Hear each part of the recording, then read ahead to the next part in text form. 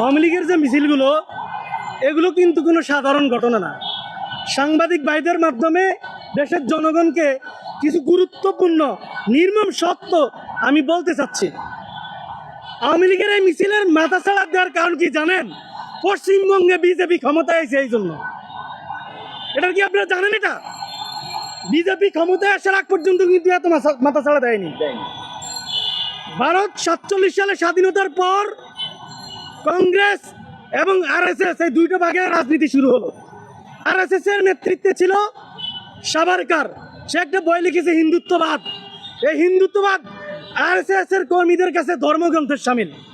সেই ধর্মগ্রন্থে হিন্দুত্ববাদ বইয়ে বলা আছে অখণ্ড ভারত প্রতিষ্ঠার কথা। কংগ্রেসের মহাত্মা গান্ধীকে খুন করেছে নথুরাম গডসে, সে হচ্ছে আরএসএস এর কর্মী এবং সাভারকারের ভৃত্য।